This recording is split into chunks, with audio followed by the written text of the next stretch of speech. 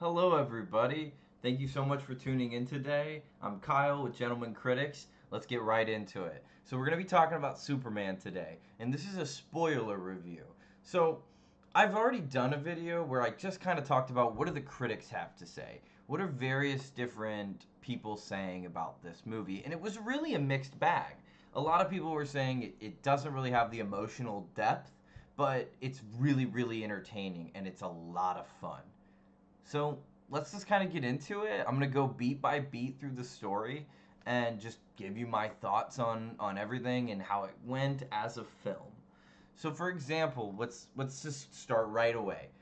Beautiful shot, and we have this really cool opening where James Gunn across the top, middle, and then bottom of the screen throws like threes at us. So it's like 30 years ago, superheroes emerged, the era of gods and monsters. Through 3 years ago or months ago or something like that. Like he just keeps going until it's up to 3 hours and or 3 minutes, and he loses to the Hammer of Baravia. Now, Baravia, we're gonna get introduced to as like this foreign country. I'm not sure if it's trying to make a reference to like the Ukraine Russia conflict or like the Israel Hamas conflict. It sort of seems like it's kind of taking on both of those countries and those conflicts, and it's trying to make a statement which is just generally like don't invade people and don't try to take other people's land, which I think on the whole, at least in 2025, we can all get behind, right? So that's an interesting thing. But the most important aspect is right when he tells us Superman has lost a fight for the first time to this Hammer of Baravia. It's really, really interesting. It's very, very fascinating. And so, to me, I love seeing that. I love seeing, like, the first shot of Superman, he spits out blood. I love it. It's sort of like the great film Chinatown, which is a film noir. And now, up until Chinatown, you would almost never, ever see a noir detective get hurt in some kind of way or actually be really vulnerable. It's always does like this. It's part of why Double Indemnity is one of my favorite noir movies because I like seeing a character that can lose because it raises the stakes. If Superman is unbeatable the entire movie, then there really are no stakes, and they establish right away somehow Superman just got his butt whooped and he's spitting blood. So he like whistles and here comes Krypto, and you're gonna love Krypto. I mean, he is adorable. It's so much fun. Like Krypto is fantastic in this film. It is odd though that they race swap like the dog. He's a breed swap. He's supposed to be like a white lab, but instead he's like a terrier. I've never been the biggest like hater of race swaps or gender swaps or breed swaps now we have with dogs. I don't really think it matters, especially if it doesn't actually have an impact on the story, which that doesn't. So it's totally fine. And actually, I believe they modeled the dog that they use after James Gunn's dog. So there's a little, nuance to it all, which I like.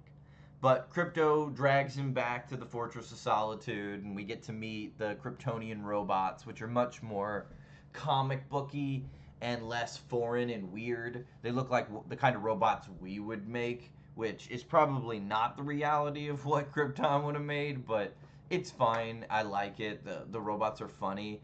Alan Tudyk from Firefly, the pilot in Firefly, does the voice of the main robot number four. So it's nice to see him get some work, and he's always a great voice actor. So it's a good scene. I like it. They use the sun to like supercharge Superman and heal him back to health.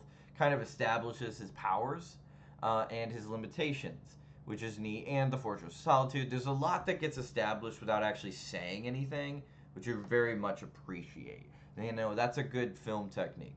Overall, really, just the beginning of this movie is fantastic. He gets right back into it. Superman flies back into Metropolis, and you get to see how he's losing, like why he's losing, and it's really just Lex Luthor controlling the Hammer of Baravia, and that's why he's so difficult for Clark. which is a great way to then introduce Lex and his genius. Again, they're not telling us Lex is a genius, they're showing us Lex is a genius. They're having the people in the room talk about specifically what Lex is doing and not just saying, wow, he's so smart. They're just saying, he did this, he's done that, he's done this, which tells the audience he's an intelligent person. Again, really, really like that. Great stuff. Like, it starts fantastically. Um, there is this interesting scene, though, after the Hammer of Baravia wins again. He flies around to, like, this base camp, and he enters, like, a portal. So that's really exciting for me, because it's like the introduction of boom tubes. So let's see if we can get boom tubes on here. So, like, in DC, boom tubes are how they get from point A to point B. Sort of like a teleporter. Very interesting. So they're sort of implying that Lex has sort of invented boom tubes to some degree, and there's like a pocket dimension involved. It's okay. I'm not the biggest fan of the way that they did it, but I still think it's really cool that they're just gonna kind of imply that Lex invented the boom tubes. I like it. It's neat. But let me show you the Hammer of Baravia. This is what the Hammer of Baravia looks like, and I'm not gonna lie to you, it looks really cool in person. I enjoyed it quite a bit. It's actually really, the suit looks fantastic, and you know, I was actually a big person that was like, I don't like the Superman suit. I just didn't like it. I thought it looked like it had too many lines. It looked like it was armor, and I'll tell you, after seeing the movie, I like it way better. It just kind of like fits. It feels like it just fits in there, and I really liked it. So overall, I would actually say that the suit looks really good in movement. I'm still not crazy about it, like when it's still frame, but in a movie that's constantly moving, it looks great. But that kind of leads me to one of the problems that's really starting to develop here. And that's that this movie is coming at you rapid fire pace. Like, the tone of this film is boom, boom, boom, boom, boom. And I really felt like I turned to the person watching with me and was like, hey, I really think they need to slow down. Like, just breathe a little bit. You're not letting anything breathe. And there is a real possibility that you can watch this movie and miss tons of stuff.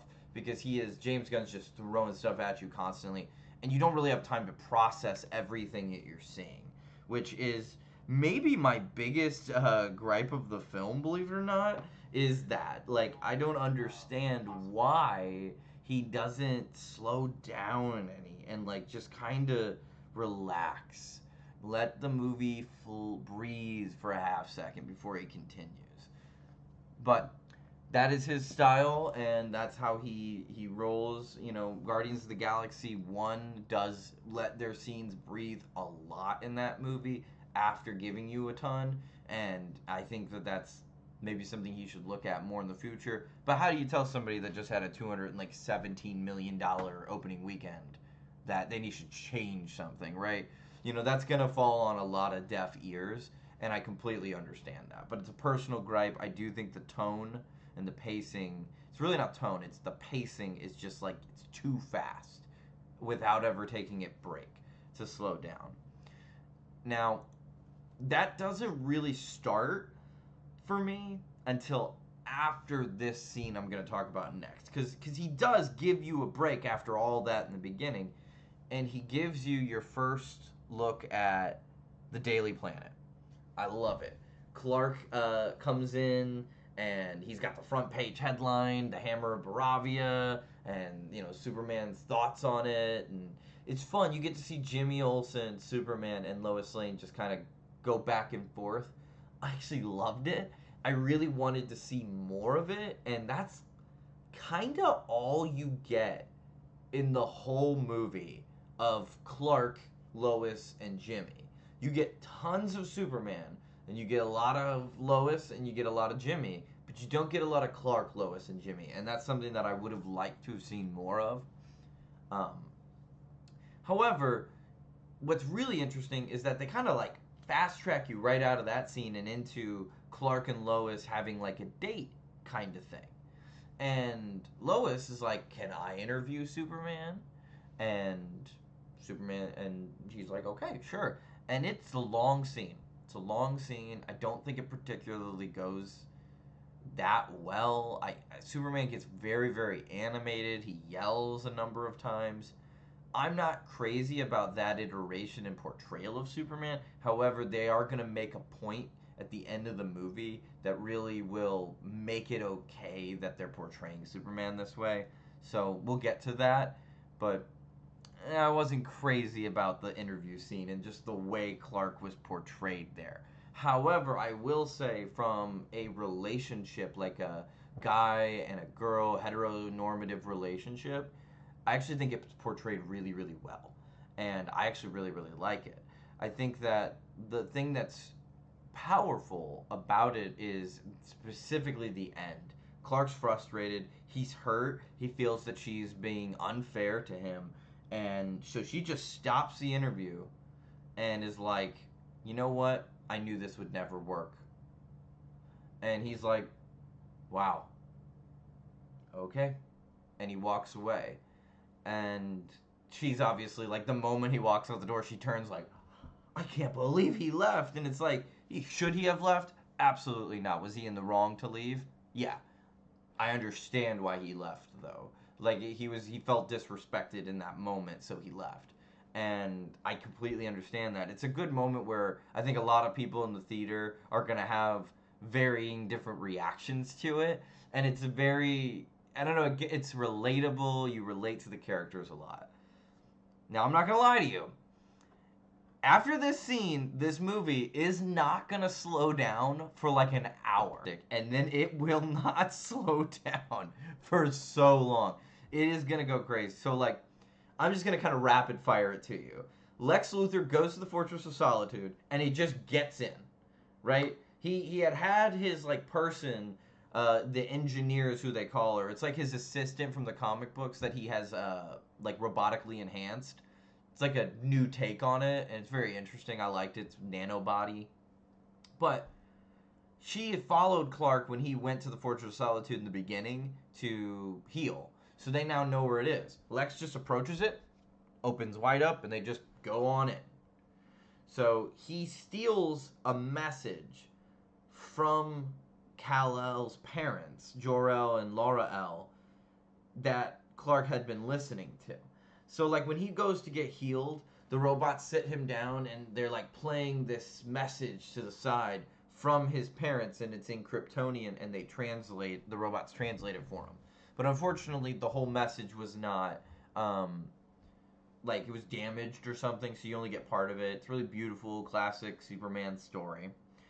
You kind of get this weird thing going on where it's like implied that he's like avoiding his parents in Kansas. Maybe he like doesn't really consider them parents or so. I don't know. It's not really explored very deeply. We don't really know why he's dodging his parents' calls so much. It seems odd. The moment his mom calls and he does answer, he's like real short with her and real quick to get her off the phone. I don't love that. Also, don't love the portrayal of Martha and Jonathan Kent. They portray them as like stupid, and I don't know if that is because James Gunn thinks just because they're farmers that they're not intelligent people, but it felt kind of offensive to me. Like I don't know, I'm not a farmer or anything, but it just felt like, why are you portraying these people like they're stupid just because they live out in Kansas? Like, that seems really wrong and very bigoted of him, but whatever. I guess it's not too big of a deal. They're country hicks, is like the way they're represented, which doesn't seem fair to me, but it is what it is. So Lex steals this message from his parents, right? And you're feeling it at this point. You're like, okay, we're going right back into the rapid fire, and then all of a sudden, the baby kaiju is let loose by Lex's goons. The Justice Gang is introduced. Do not like the introduction of the Justice Gang. Now, I'm not telling you I don't like the Justice Gang in this movie. In fact, I actually really like the Justice Gang in this movie. This particular scene, I don't like the way they portray anybody. Like, Guy Gardner seems like an idiot the whole time, and like he doesn't care about collateral damage, which is odd. Hawk Girl seems weaker than she should be. She like hits a kaiju straight in the eye with like her hammer, and then it just like blinks on it and just like holds her like um what is that called? What is that called? Is that a flail? No, it's not a flail. Girl's weapon. What is that called? It's a mace. Okay, it's a Thanagarian mace because she is an alien, by the way. Hawkgirl is an alien. And she looks great. She looks fantastic in the movie. Love the outfit. It's like, it's not low cut, the top isn't, but I think it's totally fine. I love that there's like a G kind of like hidden on all of their uniforms. It's like a Justice Gang because clearly Guy Gardner is like pumped about being in the Justice Gang. That's like his whole thing. But they're all just portrayed as really silly. The only one who kind of has some shine in the scene is Mr. Terrific. And I'm not going to lie to you guys, Mr. Terrific kind of steals the whole movie. Like, he's really good. But I just don't like it. I just think it's really silly. The thing that's good about it, though, is that Clark is the whole time really concerned about, like, saving people. And it's not just people, it's any life at all. He saves a squirrel at one point, which is really silly, but, like, I don't know. To me, that's Superman, though. And I liked that. I liked that a lot.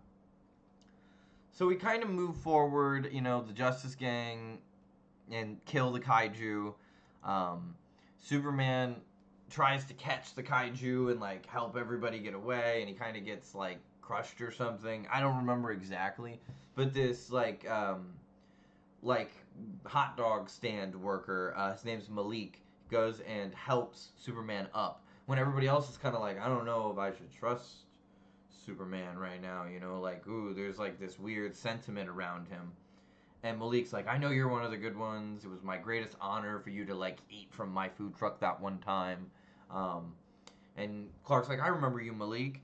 Like, yeah, thank you so much. And right after he kills the kaiju, Malik helps him up. Lex releases the rest of the video from Clark's parents, which is like absolutely insane. It is Clark go. You know what? I'm gonna look it up and see what is Jor-El's message. Superman 2025.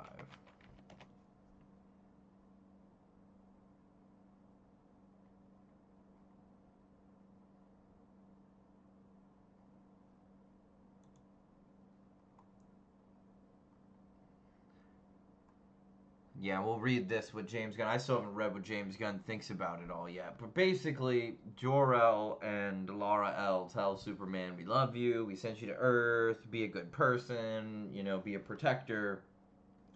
And then the rest of the message is, kill anybody that gets in your way, take many wives, spread the seed of Krypton, rule with an iron fist.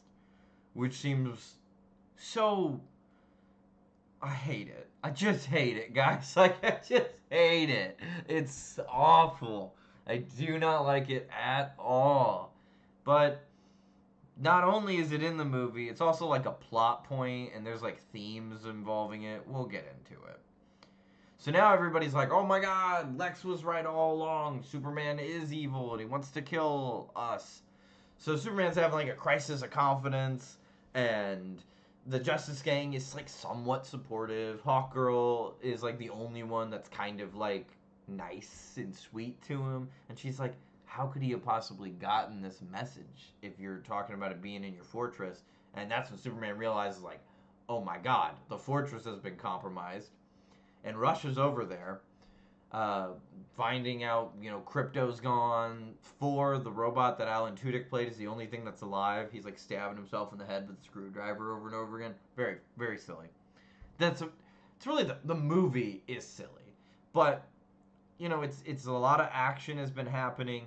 It's been a lot of fun. I don't feel it's deep at this point. Like there are themes he's gonna bring in, but right now you don't really see a lot.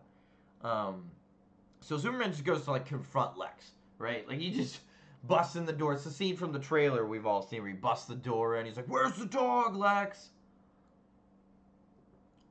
Meanwhile, we had slowly been very minutely introduced to Lex Luthor's girlfriend throughout the movie up to this point.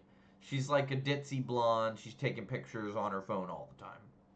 Lex doesn't seem to like her very much, but he doesn't really seem to like anybody but himself. Um, so she actually, it's very interesting. Like, is filming Superman, and we keep implying like that she's here. Yet she hasn't really done anything of importance yet. But we keep implying her, so it's like Chekhov's rifle in film. Like this character will be important. Like you can tell, we're giving her a lot of time, at least a growing amount of time, right? So that doesn't go well. We finally get a break, and it's another Clark Lois scene as the break point, where it's like we're getting a break, absorb the plot, take it all in. But even that is like interrupted by, in the background, there's like they call it an interdimensional imp. I don't know. It seems silly that I guess he's depressed or something and doesn't want to. He says that they can handle it just fine. I don't know. I just kind of wish it wasn't even in the movie. Like just take the interdimensional imp out of the movie. It's not funny. It doesn't really make me laugh. I'm not sure it even makes like kids laugh. It detracts from the soul of like the scene, which is like Superman is accepting that everybody hates him. He's accepting that his parents wanted him to do bad things, and he's kind of like resigned to, I'm still going to be a hero anyway, and I'm going to go save Crypto because he's alone and he's afraid and he needs me. And it's a really, really nice scene. He tells Lois he loves her, and it's like he tells it to her in a way of like he thinks they're broken up. He thinks like they're not getting together like anymore, and he still tells her that anyway, because he does love her, which definitely catches her in the throat a little bit, like I should say it too, but like she doesn't. They have this really interesting conversation about punk rock bands. And she's like, I'm a punk rock girl. And he's like, I like punk rock. I like these punk rock bands. And she's like, those are not punk rock bands. Those are pop rock bands. Pop punk. They suck. I don't like them at all. And she's like, we're just two different people. And she says this great line. She says, you think everyone and everything you've ever met is beautiful. And he says, maybe that's the real punk rock. And it's like, boom, we're starting to see it now. We're like halfway through the movie, we're starting to see the theme. The real theme James Gunn's going for here, which is like being a good person and doing right and caring about the little guys, the squirrels of the world, and making sure that everybody has an opportunity to get saved is the real punk rock, because we live in 2025 and everybody's selfish and everybody just worries about them and their individual relationships and like what they're gonna get out of life. And here comes Superman, and he's not even really that worried about his life. His life is to serve the people of Earth and to be a symbol of hope. And it's like, oh man, you feel it. Like in this scene, it's like you finally start to feel it. It's like, okay, this is a Superman movie. This really is a Superman movie. He does understand the core of Superman. I'm still pissed about what you did to Jor-El and Lara-El. Justice, hashtag, for Jor-El and Lara-El. But still, I get it. And I really like that you're coming in strong with Superman is a symbol of hope. And so I like that. I like that a lot. It's a great scene. It's fun, but yet at the same time it's somber. So it's like you kind of enjoy it, you chuckle, but you feel it emotionally, which is really good. So that's for the like last half of the or the first middle of the movie. That's about it. Superman goes to turn himself in, and we are like right back to this movie isn't going to stop again till the end. Like it's going to go go go go go to the end. So prepare yourselves. Superman turns himself in. Ultraman, who is revealed in the beginning to be the person who was the Hammer of Baravia. We don't really know who Ultraman is yet.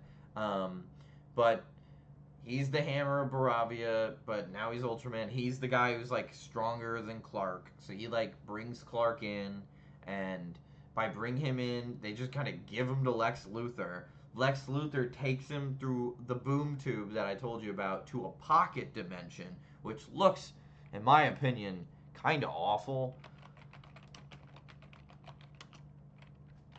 Let's see if I can get a good picture of it for you guys. Yeah, it's like that's not even it. That's James Gunn's better pocket dimension in Peacemaker. Yeah, I don't. That's the boom tube. That's them like getting out of it. It's weird. It's like Minecraft, blocky, obsidian kind of stuff everywhere. At one point, they say there's like an. That's like what it looks like everywhere. It's so weird. And at one point, they say there's like they're in like an anti-particle river or something. I'm not gonna lie. It's really kind of stupid. It's really kind of stupid, and I do not really care for the design of it. Also, there's just like there's just like cells hanging in this pocket dimension with just like people, metahumans in it. I I don't know. It's like so he's like gonna invite like government people into this pocket dimension where he's like illegally containing people. I don't know. It's does not seem well thought out to me. Really seems like almost like I like a MacGuffin to some extent. I know that sounds crazy because it's like a location, but it's like the location serves so many plot purposes, and that's like it's a created location. It doesn't actually exist. It shouldn't exist, and it's kind of ridiculous. This whole thing. So he's in this room, and he's in with Metamorpho, who is very interesting take on Metamorpho. I like it personally. I like it, James Gunn's Metamorpho. But James Gunn has always had like a talent for taking these like B characters and turning them into really cool characters that are fun. And she actually makes an appearance too, Metamorpho's girl, which is fun. I like that. So Metamorpho is in the like room with Superman, and he has kryptonite. Like just his hand has become kryptonite. There's no sun in this pocket dimension, right? So Superman is being like killed by this kryptonite slowly, and they imply that he's stuck in this room for like I don't know, a day, and he gets kryptonite poisoning. Like the veins are all on his skin burns, doesn't heal at all. Lex could just shoot him. Like Lex could just kill him, and Lex makes a point at the end of the movie that that is his sole purpose in doing all this is so he could get like the legal precedent from the government to kill Superman. And he has it for the most part. And he could just kill him in a place with no cameras or cameras he could turn off and just be like, he died, you know, it was a mysterious circumstances or whatever. Boom, you've got rid of your greatest threat. But whatever, he doesn't do that. That's fine. Yeah, and I see that the chat is saying that they could retcon the message with Brainiac. That is a fascinating idea. I have not considered that, but that is actually fascinating. Wow. I mean, they gotta retcon it, right? Because like, it's just, I don't know. I still really don't like it. Um, but so like, Superman's there. He's dying from the kryptonite. The only reason when Superman gets there, he allows all this to happen, is because he's like, I don't want to mess with what's going on. I don't know what's happening yet. Metamorpho, you're gonna ask, what's his reason for doing this? Well, Lex, in the cell like across from him, is like has this guy holding Metamorpho's child. Which I actually like this like tension. He's like, I have your kid, I'll kill your kid if you make a move and like let Superman get, healthy or anything. Really a lot of tension, a lot of stakes. Very entertaining. However, Superman then has a conversation with Metamorpho at one point that changes everything. And this all happens because Lex shows up, and instead of shooting Superman, he shoots Malik, the guy that helped Superman that one time in the kaiju fight. And this is just to piss off Superman and just to hurt him. It's actually a really great villain scene. Like, I'm kind of loving a lot of the acting. And I'll actually say that's probably, I think, the strongest aspect of this movie is the acting. Like, all the actors and actresses absolutely nail it. They all bring it, and it is great. Nicholas Holt's Lex Luthor is amazing. There is a scene I'm going to get to at the end where he, like, tears up, and he's like, 1A, 1A, 1A. If you've seen the movie, you know what I'm talking about. Like, it is such a great scene. So he kills Malik, and this, like, disturbs Metamorpho. He's like, I just watched him die and I didn't do anything. Because Metamorpho is a hero. Like, at least he wants to be a hero, right? So Superman's like, if you help me, I'll fly over there and save your son. So Metamorpho does this. I agree. Holt is the best Lex Luthor we have seen yet. It is not even really particularly close. Like, he brings it.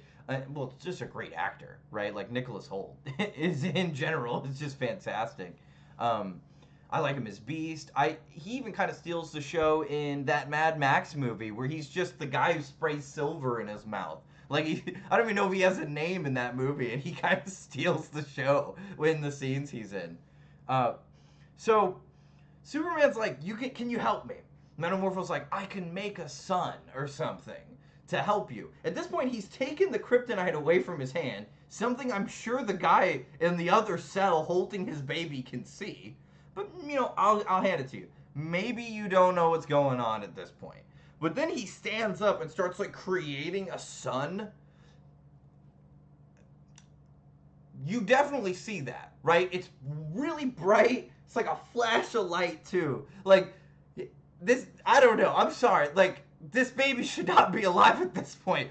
And actually, you know what you should do? Is show me the guy maybe try to kill the baby or something, and it doesn't work, because it's clearly a metahuman. Like, he tries to, like, shoot it or something, and it just bounces off the head, and the baby's like, and it's, like, really cute. Like, you could have done something there, but, like, clearly this man would have seen that this guy's trying to now help Superman. Like, he clearly would have seen this all go down. There's no cameras or anything. Like, it's whatever. I can, like, let it go. I don't like it, but I can let it go. Yeah, if he did that, then they wouldn't have the movie after, right? The movie has to continue, so the guy can't notice that Superman's getting healed and do something to the baby like was threatened. I don't know. It's like you create all this tension and you make these stakes, and then you just kind of, like, take the stakes away. I don't know. I didn't love that. Anyway, he just kind of rushes over, saves the baby, and, they're flying around. They go try to save Krypto, which is great. He has to hold the baby while he's doing all this, and I'm really having a good time with it. But what really starts to get me, though, is, like, when they end up getting stuck in the anti-proton river that's, like, heading into the black hole. I don't know. I just really, really did not care for it.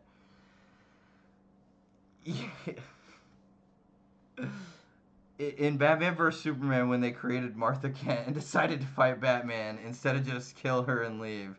Exactly. Exactly. Like, that is such a silly trope in these kinds of movies.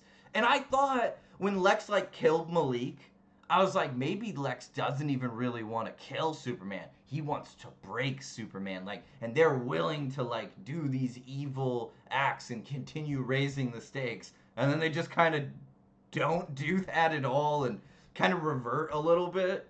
But it's fine. Like, the pocket dimension. There's no service in the pocket dimension. That's funny. That's funny. I like that. uh, so they're just kind of running through it. It's all very like vaudeville humor. You know, they have this really cool visual scene though in the black hole where he's like Superman has to like try to use everything he can to not go in there. And Krypto's actually the one that like gives him the boost to get out of there. All of this coincides with because I didn't want to like break up the pocket dimension as much as the movie does because then we would be here forever. So I just did the pocket dimension. Now I'll tell you the stuff that they were splicing into the pocket dimension. The editing was wild in this sequence. Like they just kept popping back and forth and back and forth. So they established that Jimmy Olsen is a chick magnet. Jimmy Olsen has dated Lex Luthor's girlfriend, who he has in his phone as Mutant Toes. So do with that what you will. And he apparently is irresistible to women. She loves him. She wants to be with him. He's using her to like get information on Lex. She's like, I can only give you so much, yada yada yada. I'm Lex Luthor's girlfriend. I don't want to risk too much. He trapped his last girlfriend in a pocket dimension, which is horrifying. Lois is like, where's Clark? Goes to the Justice Gang. Nobody wants to help her. Mr. Terrific walks out at the end and is like, okay, I'll help. Silly gag with the garage door. Completely unnecessary gag with the garage door. But we reveal Mr. Terrific's, the T-Craft, the hovercraft that he built, which is super cool. I love it. I just think it's epic. Like, pretty much everything involving Mr. Terrific in this movie is amazing. Like, it is excellent. Mr. Terrific is, from this moment he kind of steals the movie. I'm not gonna lie to you. Like, he kind of becomes the MVP of the movie. He helps Lois break into Lex Luthor's camp, single-handedly takes out the entire camp with his T-spheres, hacks the boom tube, gets into the pocket dimension, is able to then find Superman, and then Superman is able to get everybody out of the pocket dimension before the boom tube collapses. Mr. Terrific is then very concerned that this boom tube, this whole interdimensional rift thing, is going to cause a break in space-time, and an actual interdimensional rift will open up and potentially destroy the whole universe if it's not stopped. So he's like really concerned about it. So he's like, you can take the hovercraft and Superman. He's got kryptonite poisoning, so take him somewhere safe. I'm gonna stay here and like do my Mr. Terrific thing.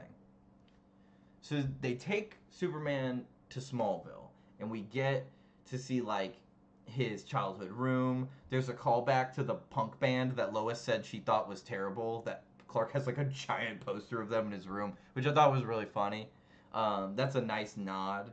To like he wasn't being as forthcoming with her as he probably should have been about how much he actually really loved that band, which is funny. That's very Superman. He was like, I don't wanna make you feel bad for telling me that like my favorite band sucks, so I'm just not gonna mention that. Like, that kind of hurt because that's my favorite band. That's what I got anyway with the implication from the poster. Ooh, what do we got in the comments? We have Mr. Terrific, the guy from Fortnite. I like Mr. Terrific's attitude of being slightly annoyed with everyone because they are not as smart as him. Like, things would just go so much better if you guys were smart like me. He does. It's funny you say that, because now that I'm, like, thinking about it, that is kind of why he has that attitude. Because I just kind of wondered if he just was kind of, like, smug about it all. But that makes so much sense. He's just like, I gotta, like, explain everything to everybody. That makes so much sense. Like, why when he's sitting in the chair in the beginning against the kaiju and he's just like, like, I guess I gotta be the one to kill this thing because I'm the only one that can, like, do the research and do the work.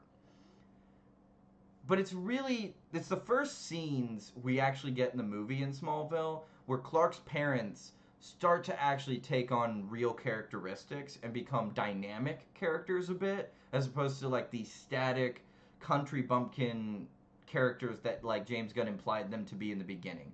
I still don't think he did a great job with their portrayal, but it's much better in that scene. It's like we're heading in the right direction. It's an improvement to be sure.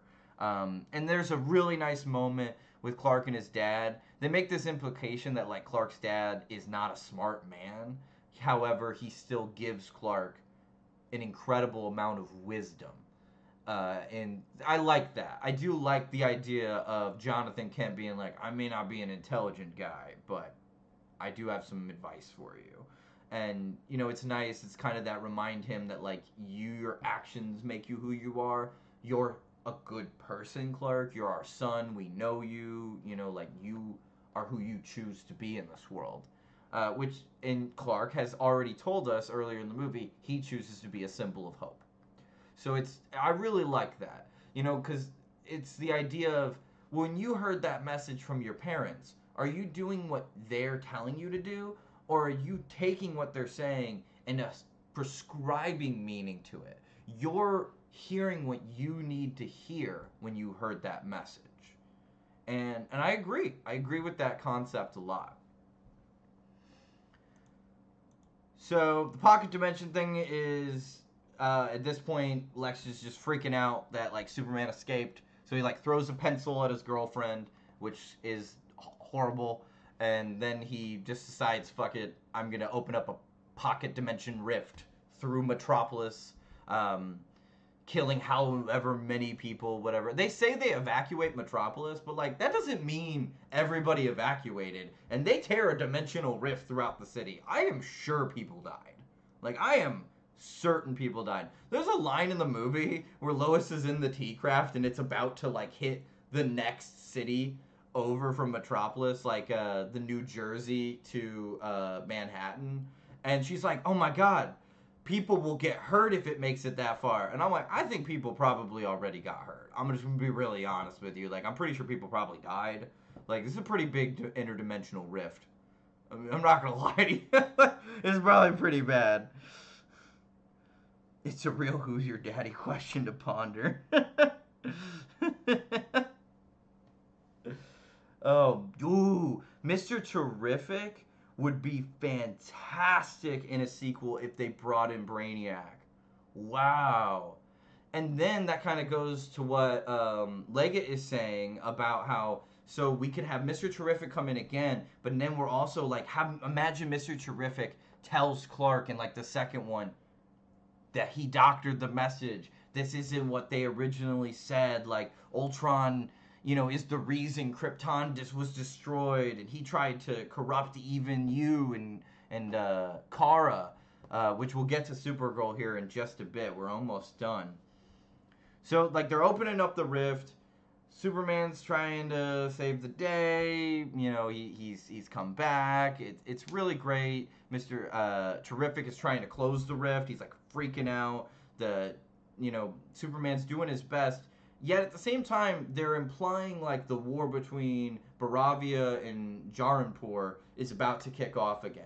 Now, we don't really know 100% about what's going on, but Lex made one line earlier in the movie when he was talking to the ruler of Baravia that just make sure I get my half of Jaranpur, which is weird, right? It's like, huh.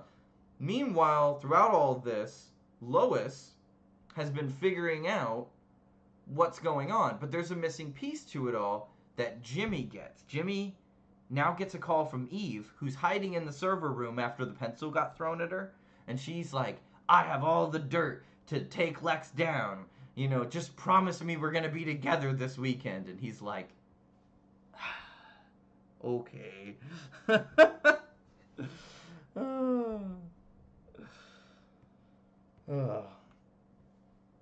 Is that really the director's quote? Fuck it, I'm gonna open up a big pocket dimension in the middle of the city that by all means sacrifices every life. Clark has been working his ass off to save this whole movie and probably everyone else. Oh my god, like, I don't know. I've never seen Lex Luthor like that. In my opinion, I think Lex up to this point in the movie has been perfect, but I don't. That seems odd for me. I can forgive it. I can totally forgive it. He's a villain. He's an evil maniac. But the way that I've always understood Lex Luthor is he hates aliens. He is a humanist through and through. He is all about the greatness of humanity.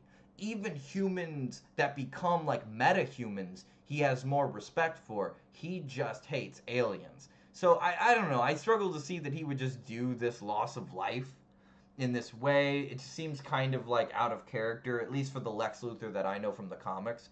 But like I said, I'm fine with it because I can take back a step and know that this is a new Superman iteration. It's a new universe. This Lex is this way, so I'm okay with it. But it does seem a bit odd, at least from the comic perspective of it all. So after this fight goes on, which is amazing because Ultraman's gonna show up. Lex is gonna do the thing he did from the beginning with the hammer of Baravia, in which we now know as Ultraman, right? So he shows up and he just starts beating the crap out of Superman, and I mean he beats him up good. And Nicholas Hoult brings it in this scene to a level like it, we didn't really deserve how good I think Nicholas Hoult was in this scene. The man cried. Like he had actual tears in his eyes. He lived that part as Lex Luthor for a while. And he was Lex Luthor. The whole monologue about like what you mean and the way you make me feel about who I am as a human, and you belittle what it means to be human. I hate you. I hate what you stand for, and you're a liar, and you're a demigod, and they shouldn't respect you. They should hate you, and it all boils down to this scene where Superman's just kind of broken and beaten. Lex is like, brain beats brawn every time. And then he's like tears in his eyes, great like up angle that's shooting down at him, and he almost like punches the camera. He's just like 1A, 1A, 1A, and he's just beating Superman. And it's one of the best scenes of the movie. Superman, then you're feeling the emotion as an audience member. You're right there, and Superman just smiles, and he's like, "You're right. Brain does beat brawn." And he whistles for Krypto, who shows up and just, you know, murks Ultraman for a half second before Superman's like, "Hey, Krypto, get the toy." And all the little cameras that Lex has been using to watch the battle, because he's controlling Ultraman, Krypto just starts taking them all out. And now Ultraman, who doesn't really know what to do, Superman and him fighting real crazy, and then it's revealed that Ultraman is actually a clone of Superman, which is why they got into the Fortress of Solitude. I think a lot of people may have actually probably thought that's what was going on when they entered the Fortress of Solitude. There's definitely some subtle like layering throughout the movie where you can kind of put it together.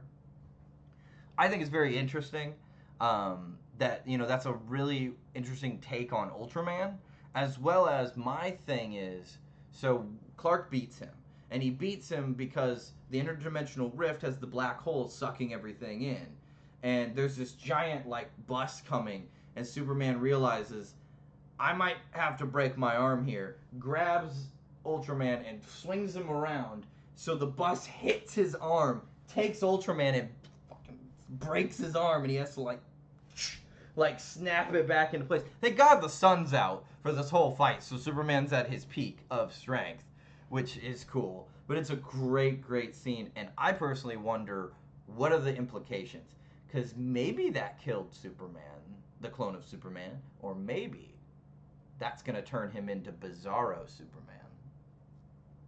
That's my thought. I'm very interested. I'm very interested to see, does that clone become Bizarro Superman? We shall see. So Superman rushes up into Lex's office, which is now floating, and just confronts him. It's kind of one of those great monologue moments where Lex is lost. the story is being sent everywhere that Jimmy and Lois created. He set up the whole war between Jarinpor and Barovia. Set the whole thing up. All so he could get half of Jarinpor, create his own country, and like Doctor Doom style, have diplomatic immunity. No extradition. It's a genius move. It really is. But as he says, that was all just a bonus. His real goal was just to get the legal ability to kill Superman, which, in my opinion, he kind of already had. I mean, not officially, but like the moment Superman broke out, he had the okay to put him down from the government. So it's, I don't know. You have to, if Metamorpho could make kryptonite, you had to be able to like salvage some of that somehow. I don't know. It's the end of the movie. It's a great monologue from Superman about how he's more human than Lex realizes, and that's actually his greatest strength, which kind of makes the beginning of the movie when he's getting really emotional in the interview way better, in my mind, because it's like, okay, so this is a more emotional Superman. He is very, very human, and I like that. I like that portrayal of Superman.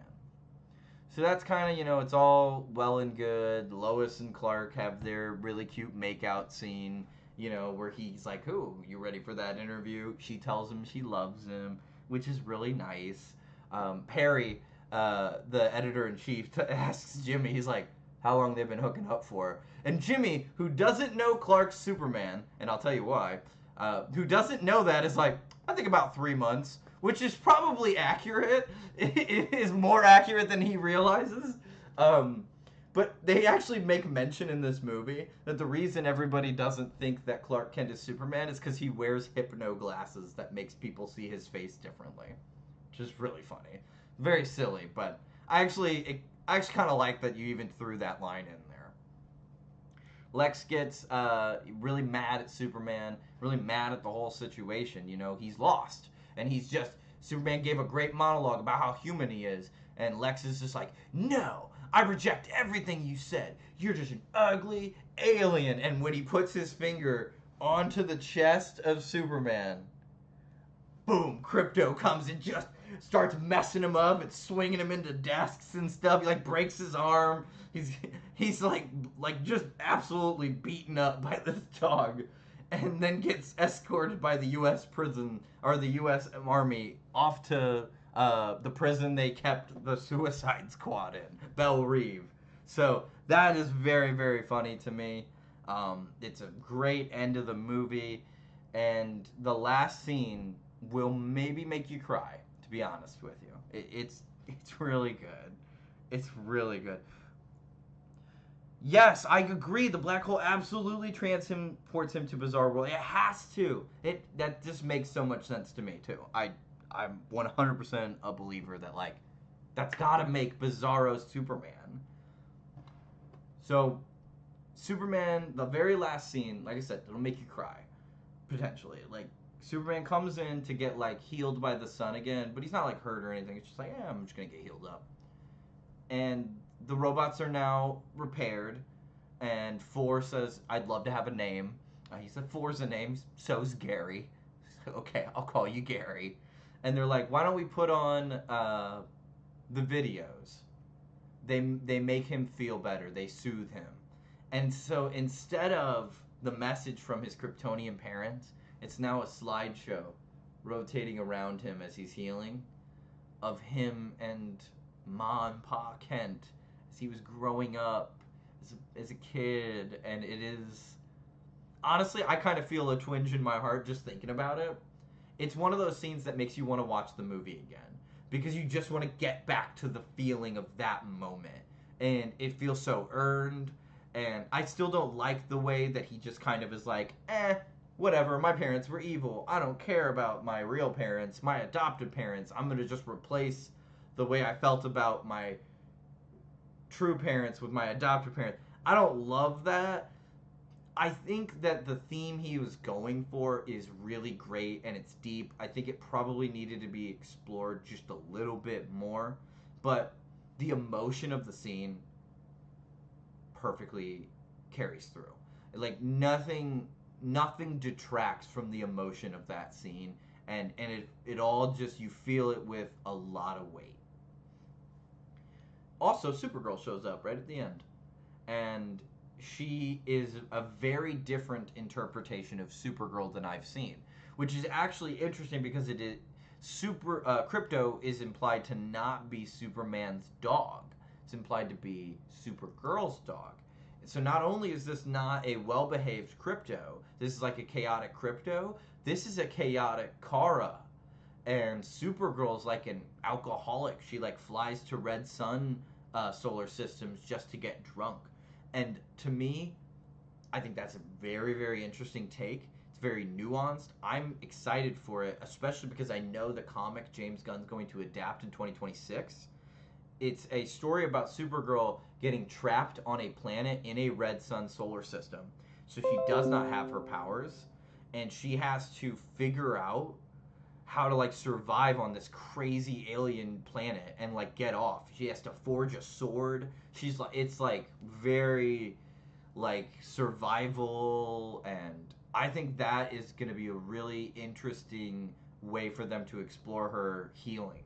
I mean, because she was older, right? I don't know if any of you guys know, but the story for Supergirl, she and Clark were sent at the same time. She's his cousin, and she was sent to watch over him and protect him, was sort of her mission.